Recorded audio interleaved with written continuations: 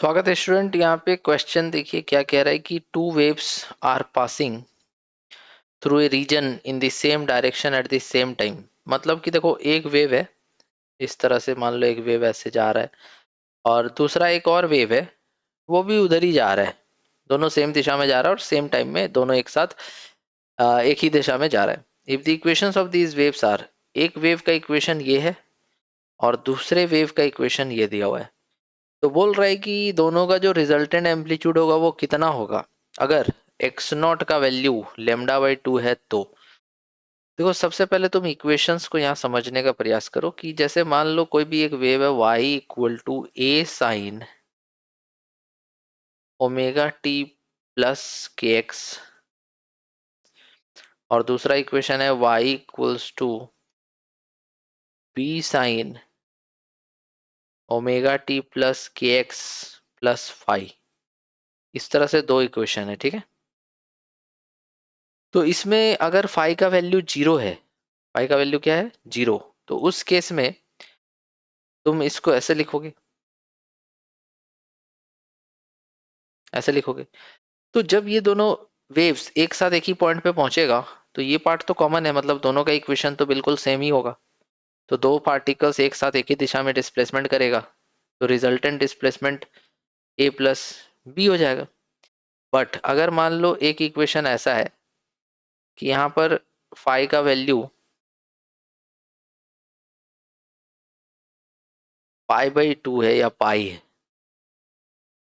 तो उस केस में तो ये बदल जाएगा। जैसे मान लो यहाँ पर पाई है, ठीक है, पाई है, तो तुमको पता है कि साइन पाई प्लस थीटा अगर कहीं पर होता है तो ये थर्ड क्वाड्रेंट में चला जाता है। ऑल साइन टेन कॉस, मतलब थर्ड क्वाड्रेंट में ये पाई है, pi plus theta, that means कि इसमें थर्ड क्वाड्रेंट में साइन जो होता है वो नेगेटिव होता है।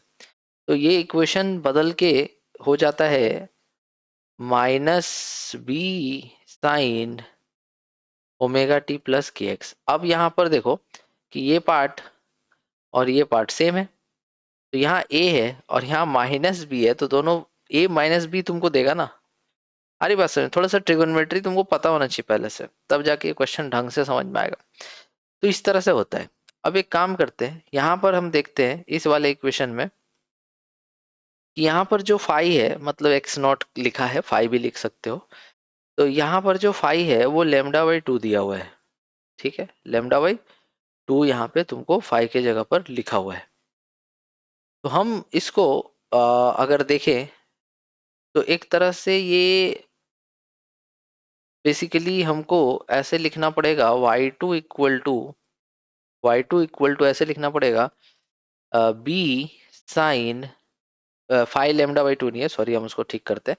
तो इसको लिखना पड़ेगा बी साइन, ये टू पाई बाई लेमडा अंदर ले लो, तो ये जाएगा two pi by lambda into v into t minus two pi by lambda into x plus two pi by lambda into x naught. अब देखो, अब ये जो पार्ट है ये फाई है, ये जो पार्ट है ये के है, ये जो पार्ट है ये ओमेगा है, ठीक है। तो ये इक्वेशन उसी फॉर्मेट में आ गया, B sine omega t minus k x plus five. तो फाइव के जगह पे तुम क्या देख पा रहे हो, फाइव के जगह पे तुम देख पा रहे हो two pi by lambda x naught, और एक्स नॉट क्या था, लेमडा बाई टू। मतलब कि तुमको यहाँ पे दिख रहा है पाई, फाइव का वैल्यू पाई दिख रहा है।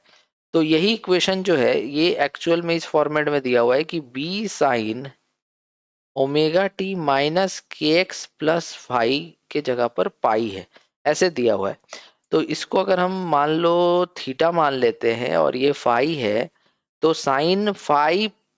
Sine pi plus theta, sine pi plus theta minus sine theta, तो माइनस बी साइन थीटा हो जाएगा। उसी तरह से ये वाला इक्वेशन अगर हम लिखेंगे तो y1 इक्वल टू हो जाएगा ए sine omega t minus k x लिखेंगे, जिसमें से हम इसको थीटा मान रहे थे, तो ये हो जाएगा ए साइन थीटा। अब इन दोनों इक्वेशन को तुम खुद सोचो कि इनका हमको एम्पलीट्यूड चाहिए। अगर डिस्प्लेसमेंट चाहिए होता तो हम लिखते y1 प्लस y2, मतलब a1 sine theta plus y2 जो है वो b साइन थीटा, ऐसे लिखते। लेकिन मेरे को पूछा रिजल्टेंट एम्पलीट्यूड बताइए, तो रिजल्टेंट एम्पलीट्यूड के लिए मैक्सिमम डिस्प्लेसमेंट इसका ए है और इसका माइनस बी हम निकाल के दिखाए, दोनों को ऐड करेंगे तो आंसर हो जाएगा ए माइनस बी। तो ये पूरा डिटेल एक्सप्लेनेशन हम किए हैं, आई होप तुम्हें समझ में आ गया होगा। Thank you.